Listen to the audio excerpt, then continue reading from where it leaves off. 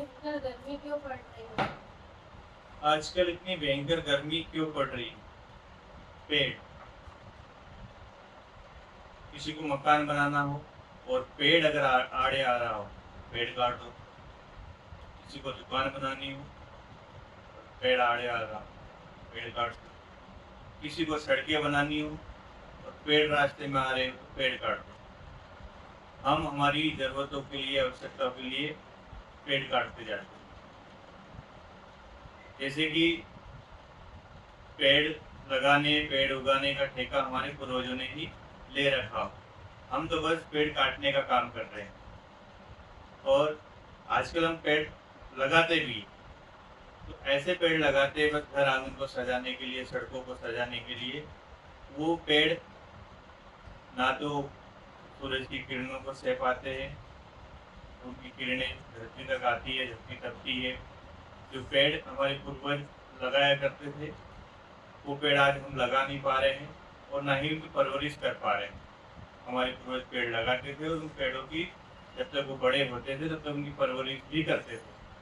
आजकल पेड़ सभी लगाते, पौधे लगा देते, उसके बाद वो बड़ा होता नहीं होता, खाद बीज पानी मिल रहा नहीं मिल रहा, इससे कोई मतलब नहीं। एक पौधा लगाने के लिए नेता लोग और भी जो भी है और ऑर्गेनाइजेशन वगैरह जो भी रहती है, वो एक पेड़ लगाना हो तो 10 लोग इकट्ठा हो जाते हैं, लेकिन उनकी परवरिश कोई नहीं करता। आज इंसान को सुकून और छाँव चाहिए तो पेड़ की तलाश करता है, लेकिन उसको पेड़ कहीं नजर ही नहीं आता है। सोचता है कि कहीं रुक जाऊं, थोड़ी देर के लिए विश्राम कर लूँ, या अपनी जो भी उसका वाहन है उसको थोड़ी देर के लिए पेड़ की छाँव में खड़ा कर दूँ, लेकिन वो पेड़ तो लगा ही नहीं रहा। उसके उल्टा हम पेड़ों को काटते जा रहे हैं, जंगलों को मिटाते जा रहे हैं, जलाते जा रहे हैं। तो इतनी भयंकर गर्मी पड़ना तो स्वाभाविक है। हम अपने आने वाले कल के लिए, अपने बच्चों के भविष्य के लिए, बैंक बैलेंस से उनके फ्यूचर के लिए बहुत कुछ सोचते करते हैं, लेकिन हम उनके फ्यूचर के लिए पेड़ बचाना नहीं चाहते, पेड़ लगाना नहीं चाहते, पानी को नहीं बचा रहे।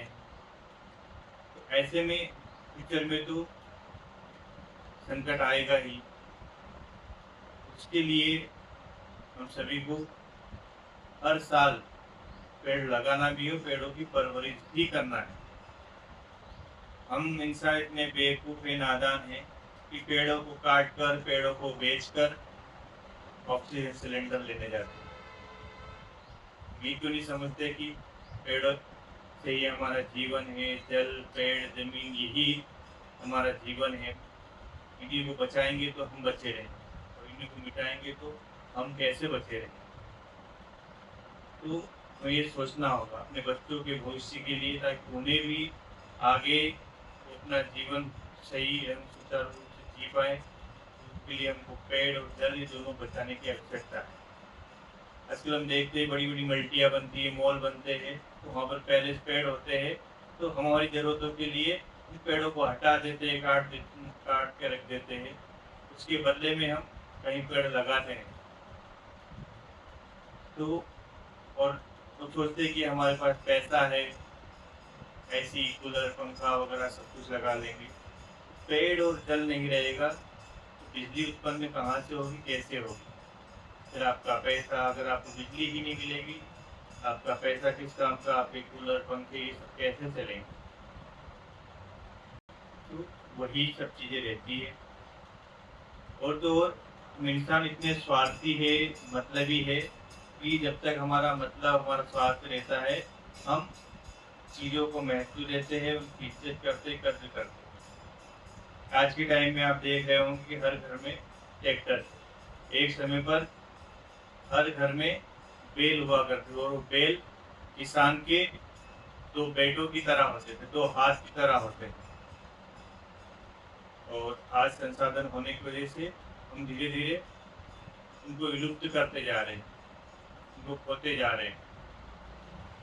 और इंसान तो इतना मतलब स्वार्थी है कि अगर भविष्य में फैक्ट्री कारखानों में दूध घी बनने लगे, तो वो गाय भैंसों को बुलाने में, उनको खो देने में भी देर नहीं करेगा।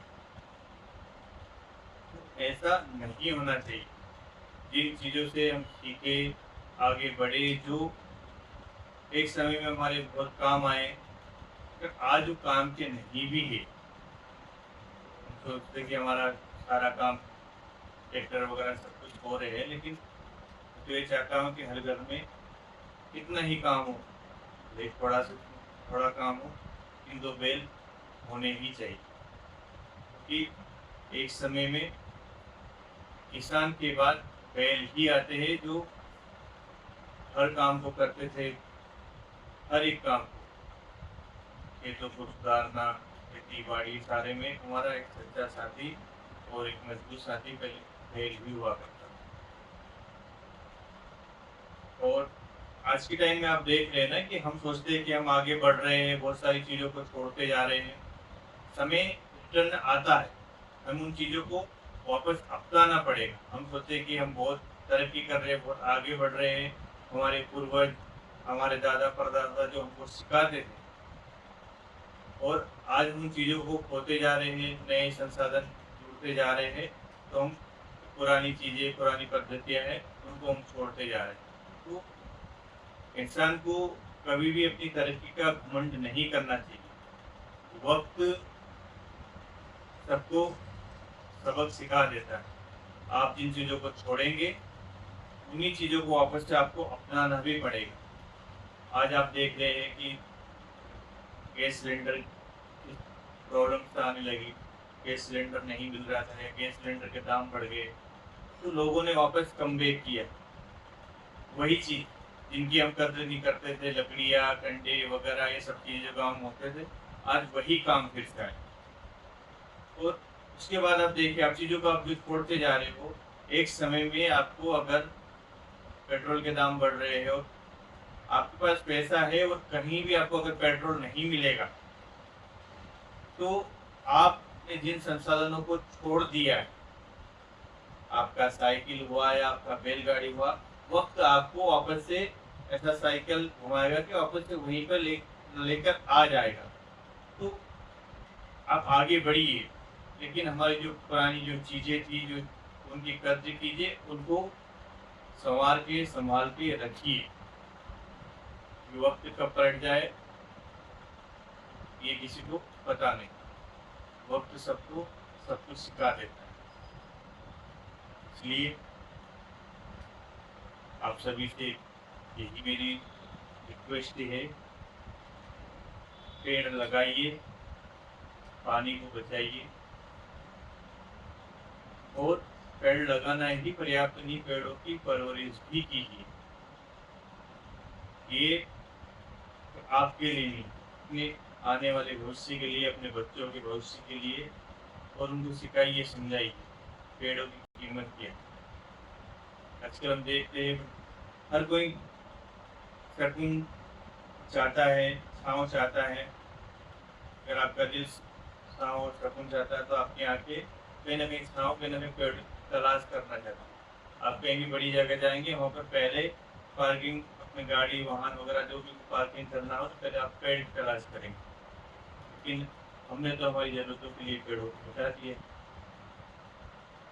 कभी लंबी चौड़ी सड़कें बननी हो तो हमने पेड़ों को कटाया, मॉल मल्टियाँ वगैरह बननी तो हमने पेड़ों का विनाश किया।